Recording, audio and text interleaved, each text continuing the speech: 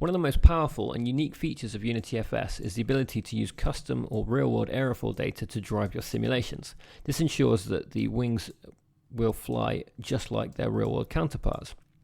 Now, UnityFS includes a library of aerofoils, but in this tutorial I'd like to show you just how easy it is to add your own custom aerofoils, and we can do this using a third-party tool called Javafoil.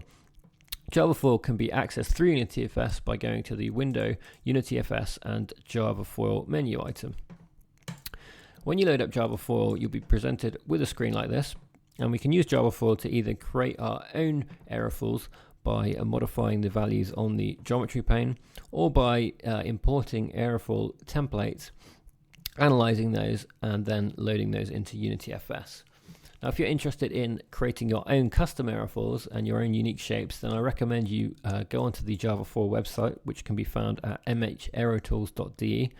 There are a number of tutorials there which will show you exactly how this works so that you can really tweak these aerofoils to try your own weird and wonderful designs. But in this tutorial, I'm going to show you how you can load in an existing aerofoil that's not included in UnityFS, analyze it and import it, and then fly that around the scene.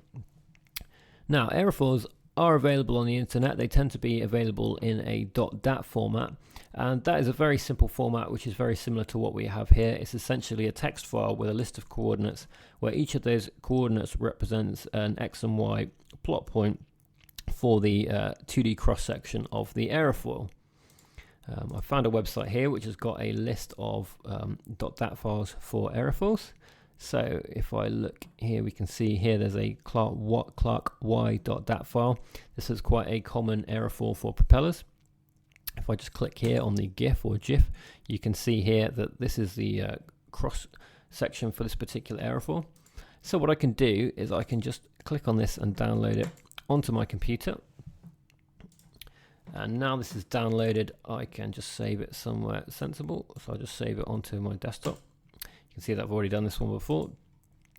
And then what I can do is go back to Javafoil, and on the geometry pane, hit the open button, find my aerofoil and load it in. And you can see here that we now have the correct cross section for this aerofoil. Now, this on its own we can't actually use in UnityFS. In order to be able to use this data, we have to analyze this particular shape. So we have to effectively run this aerofoil through our own virtual wind tunnel to see how it responds at different angles of attack. This is where Javafoil really comes into its own. We can do this by clicking on the Polar tab, and then in here we can actually analyze this to see how it performs. Now, for UnityFS, we require certain inputs for this, and then the rest of these you can tweak to your own specifications. Again, I recommend that you go on the mhaerotools.de website in order to learn how all of this works, but it's very powerful and gives you a lot of flexibility, even down to the surface finish of your particular aerofoil. So if you want a smooth aerofoil or a painted fabric aerofoil, you can do that. You can even simulate your wings with bugs and dirt on, and then see how they'd fly. But we will leave this on smooth finish for now. So these are three values are the important ones. These are what you need to set for UnityFS, and these pretty much make sense, I think. We want to set the first angle of attack that we want to analyze to minus 180 degrees, and the last angle of attack to plus 180 degrees. So we're going to analyze the aerofoil at a full 360 degrees of orientation with an increment of 1 degree. So to do that, all we need to do then is press the Analyze button. This will take a short amount of time, depending on obviously the speed of your computer and the range that we want to analyze.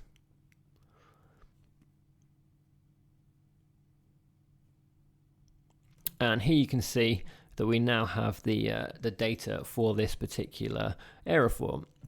Now, you don't need to really understand this, but this is effectively a graph showing you the lift versus drag coefficients. And then on this pane, we have the lift and moment coefficients in here.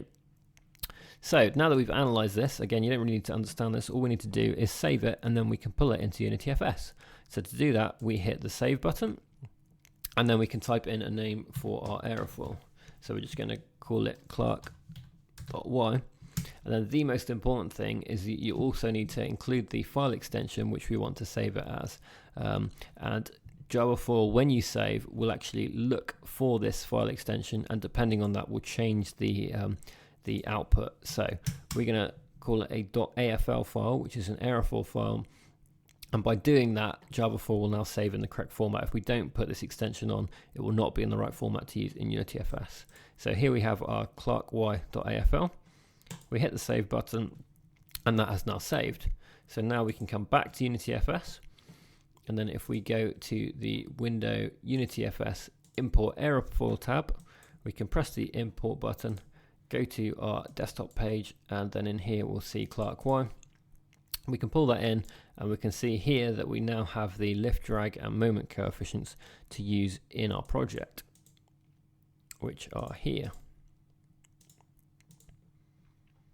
Now, one important feature or quirk of Unity to note is that when you import Aerofoils, we are actually just importing point data, which you can see here, and then for ease of use and to tweak, this is pulled into the animation curve window, which you can see here creates curves between all of these points. Now occasionally what happens, as you can see here, is that in order to try and create nice smooth curves, Unity actually sometimes goes way beyond the points that you want to go between. So actually here, what we'd really expect is a nice straight line between these points, but actually Unity is way overshot here, which will give us way more lift than we would expect at this angle of attack, and therefore we're not going to get quite as accurate results. This doesn't always happen.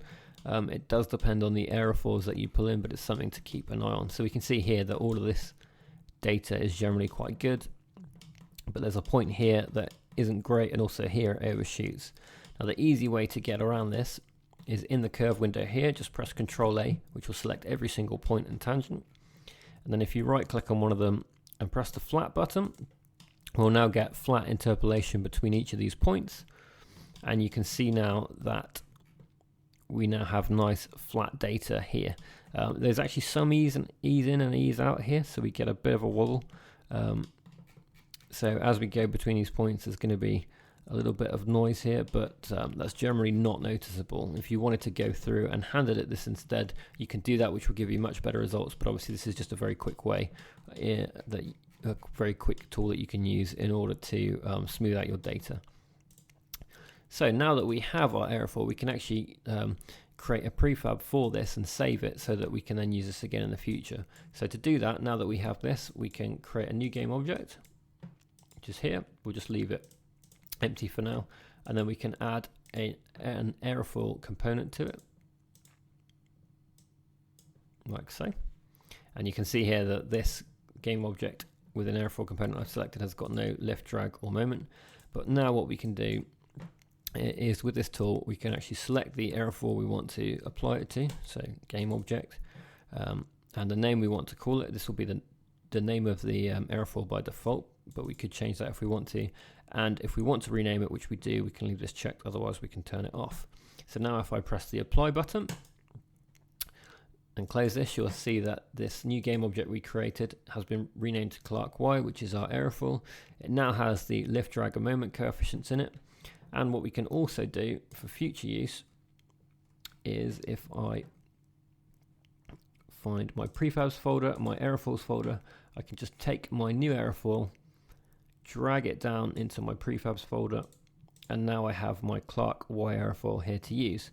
So now if I was to select one of these wings, such as this one here, if I want to change the Aerofoil, all I need to do is drag the clarky Aerofoil onto here, and this wing will now fly as if it was a propeller. So that will show you, that hopefully shows you just how easy it is in order to add custom Aerofoils to UnityFS. If you want to play around with Javafoil, again I recommend you go to the mhaerotools.de website in order to read up a little bit more about it. And again, you can access this easily by going to the window UnityFS Javafoil tab. You will of course need Java installed on your machine in order to run this.